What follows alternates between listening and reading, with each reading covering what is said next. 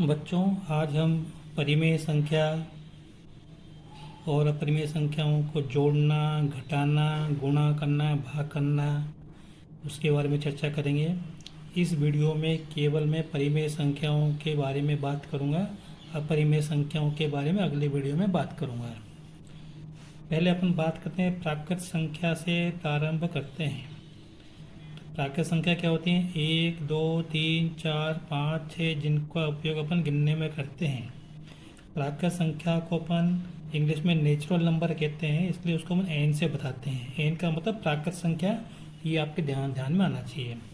फिर बात करते हैं अपन पूर्णांक संख्या। तो पूर्णांक संख्या में ये प्राकृत संख्या तो होती है 1, 2, 3, 4, 5, और इसके अंदर 0, -1, -2, -3 अनंत तक, तो ये पूर्णांक संख्या होती है। इसको हम आई से कहते हैं, इसको इंटीजर कहते हैं, इसलिए आई से बताते हैं। इसके अलावा इसके बीच में एक होती है पूर्ण संख्या, होल नंबर। अभी मैं उसकी चर्चा नहीं कर रहा।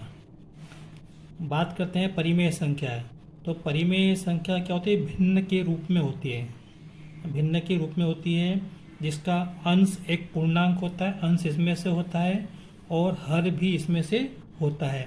तो ये अंश है, ये हर है। तो ये अंश और हर क्या है? पूर्णांक है। और साथ में क्या, हर में जीरो नहीं होना चाहिए, इसलिए लिखा है q not equal to zero. Q यहाँ पर नहीं हो सकता, यहाँ हो सकता है। आज मैं बात कर रहा हूँ एक समृद्ध नियम।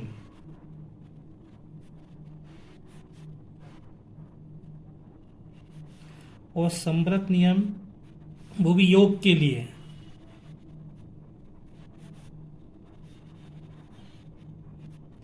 देखो, हालांकि मैं आपसे अभी गुणा के बारे में, भाग के बारे में भी बात करूंगा। पहले मैं यहाँ से लेता हूँ प्राकृत संख्या। तो प्राकृत समृद्ध नियम क्या होता है, पहले समझो। इन प्राकृत संख्या में से आप कोई सी भी दो संख्याएं लो और उनको जोड़ो। जोड़ने पे हमको जो भी संख्या मिलेगी वो हमको इसी में से मिले, कितनी भी बड़ी संख्या ले लो, कितनी भी छोटी संख्या ले लो। लेकिन जब मैंने कहा 1, 2, 3, 4, 5, 6, 7, 8, 9, 10, 100, 101, 1 लाख, 1 करोड़, कुछ भी लो, लेकिन इसके अलावा नहीं लेना। जैसे हमने थोड़ी देर के लिए उदाहरण के लिए मैं 2 और 3 लिया, 2 और 3 को जोड़ो तो क्या मिलेगा? 5 मिलेगा। 5 इसमें है। मान लो मैंने 100 लिया और 200 लिया, 100 और 200 300। अब आप 100 इसमें नहीं, क्यों नहीं आ गए? 6 के बाद तो आएगा, कहीं ना कहीं तो आएगा 100 200। उनको जोड़ेंगे तो क्या 300, तो 300 भी हमको इसमें मिलेगा, है ना। तो इस तरह से इसको अपन कोई सी भी संख्या लें, उसको हम जोड़ें, तो हमको जो नई नई संख्या मिलेगी वो इसी में मिलेगी। इसी प्रकार अगर हम गुणा करें, गुणा करने पे हम कोई सी भी दो संख्या लें, उनका गुणा करें, तो वो संख्या हमको इसी में मिलेगी। लेकिन अगर अपन कोई संख्या लें और घटाएं, इसमें से कोई संख्या लें, घटाएं, तो जो घटाने के बाद जो संख्या मिलेगी तो जरूरी नहीं कि वो इसमें से हो। उदाहरण के लिए अगर हमने 3 में से 2 घटाया, 3 में से 2 घटाया तो 1 मिलेगा, 1 इसमें है। लेकिन हम 2 में से 3 घटाएंगे तो -1 मिलेगा, -1 इसमें नहीं है। तो हम क्या कहते हैं, जोड़ने पे, गुणा करने पे संख्या हमको इसी में मिली, तो हम कहते हैं ये जो प्राकृत संख्या का समुच्चय है, ये योग और गुणा के लिए समृद्ध है, ऐसा। जबकि घटाने के लिए समृद्ध नहीं है, और इसी को भाग करने के लिए भी समृद्ध नहीं। भाग करने के समृद्ध कैसे नहीं है? जैसे हमने मान लो 4 में 6 का भाग दिया, तो 4 में 6 का भाग देंगे या 6 में 4 का भाग देंगे, किसी का भी किसी में भाग दो, जो जो भागफल आएगा वो इसमें नहीं आएगा, ठीक है। हाँ, अगर मैं 4 में 2 का भाग दूंगा तो 2 आएगा, बिल्कुल इसमें मिलेगा। 6 में 3 का भाग दूंगा तो 2 मिलेगा इसमें। लेकिन 3 में 6 का भाग दूंगा तो, है ना, तो वो भागफल इसमें हमको नहीं मिलेगा। इसलिए हम कहते हैं प्राकृत संख्या जो है भाग के लिए समृद्ध नहीं है। अब मैं बात करता हूँ पूर्णांक। उसी तरह कोई से भी दो पूर्णांक लो, कितने भी बड़े कितने भी छोटे लो, हम उनको जोड़ेंगे तो जोड़ हमको इसी में मिलेगा, कोई ना कोई संख्या मिलेगी। घटाएंगे तो भी संख्या मिलेगी इसमें, इसी में मिलेगी। गुणा करेंगे तो भी इसी में मिलेगी। लेकिन भाग के लिए जरूरी नहीं कि वो हमको इसमें मिल भी सकती है, नहीं मिल सकती। तो हम ये कहते हैं कि ये जो प्राकृत संख्या का समुच्चय है,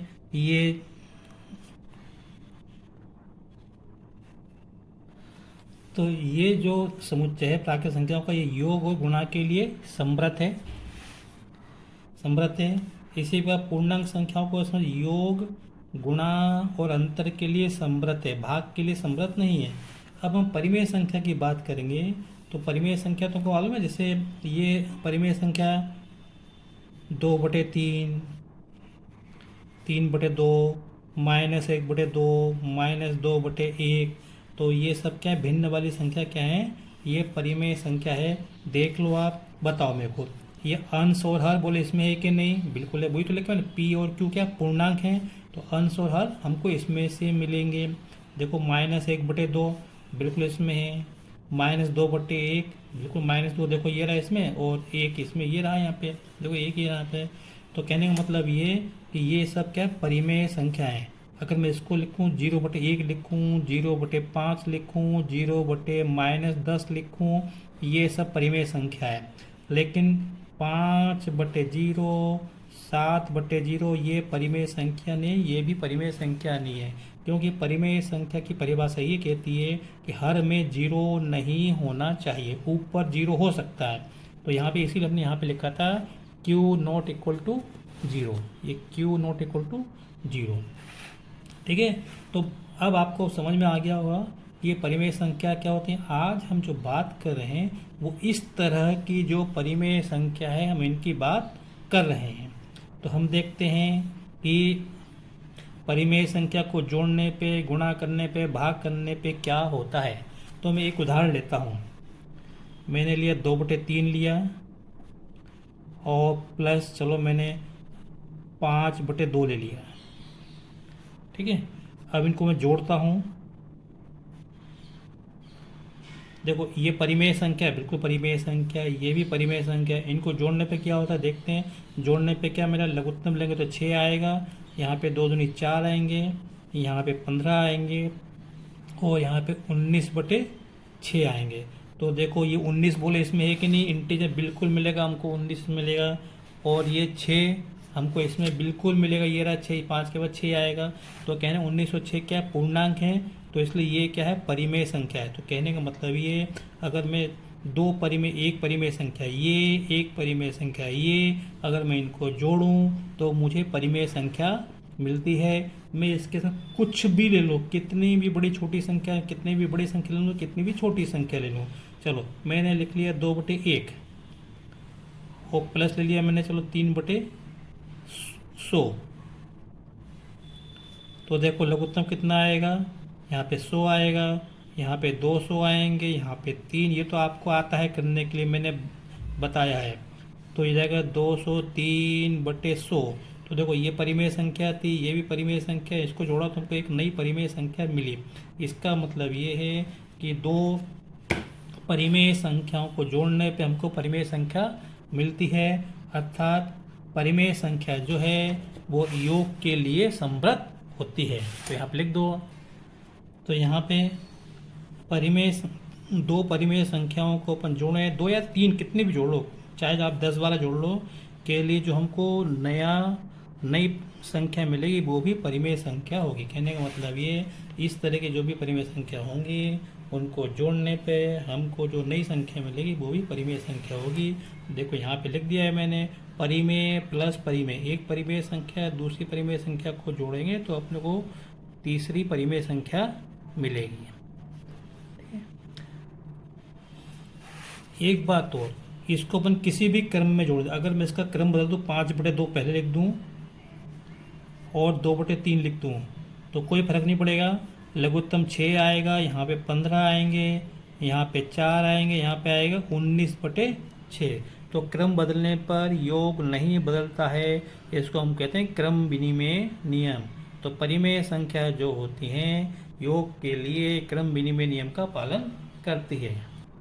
अब मैं बात करूँ घटाने के लिए, तो जैसे मैंने 2/3 -5/2 किया, तो देखो मैंने तो ये इसके स्थान पे आप कोई भी संख्या ले सकते हैं, मैंने तो आपको समझाने के लिए लिया, ठीक है। तो यहाँ पे लघुत्तम 2, 3 और 2 का लघुत्तम कितना आएगा, 6 आएगा। यहाँ पे 3 का भाग 2 में देंगे, 2 दूनी 4 माइनस 2 का भाग 6 में दिया, 3 बार जाएगा, 3 का गुणा 5 में करो, 3 5 15। और हल करेंगे तो 4 में से 15 जाएंगे तो माइनस के 11/6। बताओ ये -11 पूर्णांक है कि नहीं? -11 पूर्णांक बोले इसमें है कि नहीं? बिल्कुल मिलेगा, लिखा नहीं है आगे -3 -4 -5 -6 ऐसे अपने को मिलेगा।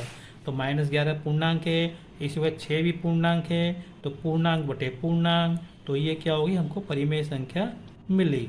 तो इस तरह से अगर मैं इसका क्रम बदल दूँ तो इसको मैं ऐसे लिख दूँ 5/2 -2/3, तो क्या मिलेगा? 15 -4/6, तो हमको प्लस का 11/6 मिलेगा। अब देखो ये तो मालूम कि अपन कोई भी दो परिमेय संख्याओं को घटाएंगे, किसी भी क्रम में घटाओ तो हमको वो परिमेय संख्या ही मिलेगी, लेकिन क्रम बदलने पर अंतर बदल जाएगा। क्रम बदलने पर अंतर बदल जाएगा। देखो आपने जब 2/3 में से 5/2 घटाया था तुमको -11/6 मिला, और 5/2 में से 2/3 घटाया तुमको 11/6 प्लस के मिले।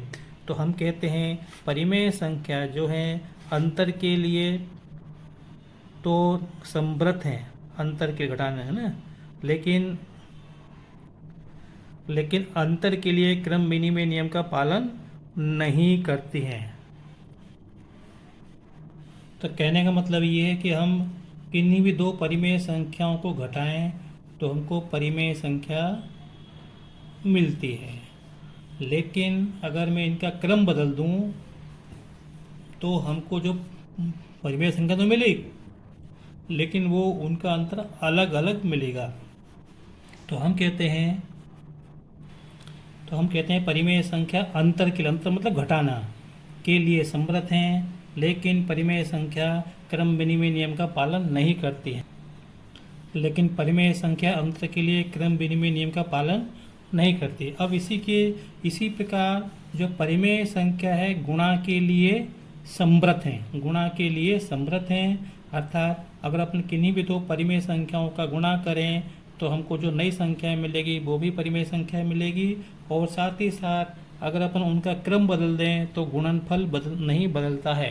तो हम कहते हैं परिमेय संख्या गुणा के लिए क्रम विनिमय नियम का पालन करती है, और परिमेय संख्याओं का गुणा जो अपने को गुणनफल मिलता है वो भी परिमेय संख्या होता है। देखते हैं उदाहरण के द्वारा। देखो एक परिमेय संख्या, ये भी परिमेय संख्या, यहाँ पे कोई आपको शंका नहीं होनी चाहिए। तो अब यहाँ से देखो ये 5 और 6 कट रहेगा, नहीं कट रहे, 3 और 7 कट रहेगा, नहीं कट रहे, ठीक है। अब 3 से 6 को नहीं काटना, ये तो नीचे संख्या है, ये संख्या नीचे, ये ऊपर, तो 5 सत्ते 35 ऊपर करेंगे और 3 छिंग 18। तो देखो ये परिमेय संख्या, ये परिमेय संख्या, ये भी परिमेय संख्या, क्योंकि 35 और 18 क्या है? पूर्णांक है, तो ये परिमेय संख्या है। फिर देखो इस तरह से अपने एक परिमेय संख्या का दूसरा परिमेय संख्या में गुणा किया तो अपने को नई परिमेय संख्या मिली। फिर देखो यहाँ पे 5/3 गुणा 6/10। अब यहाँ पे आप देखोगे यहाँ पे 3 नीचे 6 ऊपर है, तो 3 एकम 3, 3 दूनी 6, ये कट गए। फिर 5 ऊपर है, 10 नीचे, तो 5 एकम 5, 5 दूनी 10। यहाँ पे हम नहीं कर सकते थे क्योंकि 3 और 6 नीचे थे, यहाँ पे 3 नीचे थे, ऊपर हैं 6 ऊपर हैं, 5 ऊपर है, 10 नीचे, तो ऐसा हम काट सकते हैं, मतलब भाग दे सकते हैं। अब क्या बचा? 1 गुणा 2, 1 गुणा 2, 1 गुणा 2 मतलब 2 बचा, यहाँ पे 2 बचा, 2 से 2 भी कट रहे हैं, तो 2 एकम 2, 2 एकम 2 क्या मिला? 1/1। अब चाहे 1/1 लिखो या 1 लिखो, तो फिर वही बात, परिमेय संख्या का गुणा परिमेय संख्या में किया तो हमको क्या मिला? परिमेय संख्या मिली। अब हम यहाँ पे देखते हैं, यहाँ पे कोई संख्या कट रही है क्या? नहीं कट रही। तो 5 का गुणा 0 में, हम देखो 5 का गुणा 0 में करो तो 0 आएगा, और 3 का गुणा 7 में करो तो 21 आएगा। और बताओ अब 0/21, 0 ऊपर है, हो सकता है 0, 21 नीचे, पूर्णांक है बिल्कुल, तो ये परिमेय संख्या है। तो ये भी परिमेय संख्या है और ये भी परिमेय संख्या, केवल शॉर्ट में लिख दिया, ये भी परिमेय संख्या है। तो इसका मतलब ये है कि अगर मैं परिमेय संख्या का गुणा परिमेय संख्या में करूं तो हमको परिमेय संख्या का गुणा परिमेय संख्या में करूं तो मेरे को परिमेय संख्या मिलती है, कोई दूसरी मिल सकती है या वही हो सकती है। चलो अब अगर यहाँ पे एक बात देखो, अगर मैं इनका क्रम बदल दूँ मतलब ये 7/6 पहले लिखूँ और 5/3 बाद में लिखूँ तो कोई फर्क नहीं पड़ेगा, हमको उत्तर 35/18 ही मिलेगा। इसी प्रकार यहाँ पे 0/7 पहले लिखूं और 5/3 बाद में लिखूं तो 0/21 ही मिलेगा। तो कहने का मतलब गुणा में जब हम क्रम बदल देते हैं तो गुणनफल में कोई अंतर नहीं आता। देखो यहाँ पे मैंने गुणा बदल, ये यहाँ पे देखो ये और ये देखो यहाँ पे सेम आया। तो इस तरह से अपन कहते हैं कि जो परिमेय संख्या है गुणा के लिए क्रमबेलमी नियम का पालन करती है। लिख देता हूँ मैं इसके। तो इसका मतलब ये, जैसे मतलब 2/3 गुणा 5/7, और अगर मैं यहाँ पे 5/7 को पहले लिखूँ और 2/3 को बाद में लिखूँ तो दोनों का गुणा क्या मिलेगा, 10/21 मिलेगा।